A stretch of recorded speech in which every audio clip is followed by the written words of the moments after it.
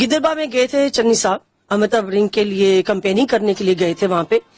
लेकिन जो उनके बयान है या उनकी भाषा जो है जिस तरह की है, बहुत ही शर्मनाक है पूरी महिला वर्ग के लिए, पूरी महिला वर्ग के लिए। उन्होंने जो जिस तरह का एग्जाम्पल दिया है, मैं उसको दोहराऊंगी नहीं, क्योंकि महिला होने के नाते मुझे अपनी इज्जत बहुत प्यारी है, महिलाओं की इज्जत बहुत प्यारी है।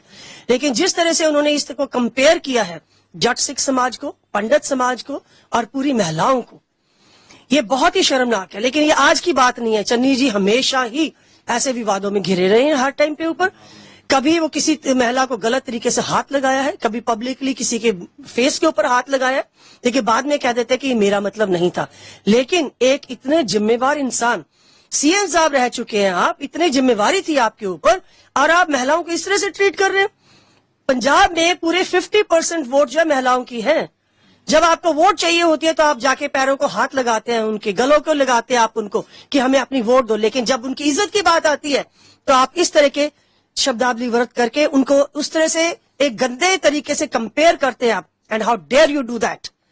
लेकिन इसके खिलाफ हमने बहुत बड़ी एक शो कॉज नोटिस भेजा है उनको कि वो कल तक हमको आके बताए कि उन्होंने ऐसी हरकत क्यों की। और जो अभी उन्होंने जट समाज का, पंडित समाज का जो बीच में उन्होंने मेंशन किया है, क्या करना चाहते हैं? स्टेट में अशांति बचाना चाहते हैं, इसकी शांति भंग करना चाहते हैं। सबसे बड़ी बात तो ये थी कि जब उन्होंने ऐसा बयान दे रहे थे तो अमृता रिंग जी उनके साथ खड़ी थी और वो चुप रही, बिल्कुल भी चुप रही। लेकिन यही अमृता रिंग जी हैं जो कि औरतों को जाके गले लगाती है सुबह 6 से लेके रात तक, और उनको ये कहती है कि मैं महिलाओं के लिए ये करूंगी वो करूंगी, बड़े बड़े प्रॉमिस देती हैं। क्या करेंगे आप? एक जो इंसान आपके सामने महिलाओं की बेइज्जती कर रहा है, आपने उसको तो चुप कराया नहीं है, तो क्या आप महिला समाज के लिए बात करेंगे? आपको सिर्फ वोट चाहिए बस। लेकिन अगर अमृता रिंग जी उसी टाइम उनको चुप कराते तो सारे हम मानते कि ये महिला के लिए खड़ी है, महिला के अधिकारों के लिए खड़ी है। अभी जो है हमने शो कॉज नोटिस दिया है, अगर वो इसका जवाब नहीं देते, यहां हमारे पास नहीं आते हैं, तो हम जो है एक लीगल सलाह लेंगे कि इनके खिलाफ एफआईआर भी दर्ज होनी चाहिए, एक स्टेट के अंदर इस तरह से अशांति फैलाने की, और एक डेफेमेशन जो है महिलाओं के लिए। अमृता रिंग के ऊपर भी बनता है, लेकिन हम उसके ऊपर भी विचार कर रहे हैं। हालांकि उन्होंने कुछ बोला नहीं है, लेकिन उनकी जो चुप्पी थी इज पार्टी टू दैट।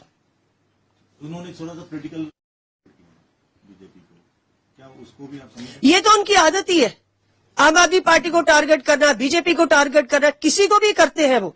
लेकिन उनकी जो मानसिक स्थिति है, जो उनकी जो सोच है जिसके बारे में, मैं तो ये सोचती हूँ कि उनको ये इतनी जिम्मेवारी अपने पद के ऊपर रह कैसे गई इतनी देर तक, जबकि उनकी जो मानसिक स्थिति है वो इतने बीमार कहेंगे, मैं तो यही कहूंगी कि बीमारी है उनको ये, कि महिला के खिलाफ उन्होंने ऐसा एक्शन लेना है। हर बार इस तरह से वो इस कंट्रोवर्सी में आते हैं।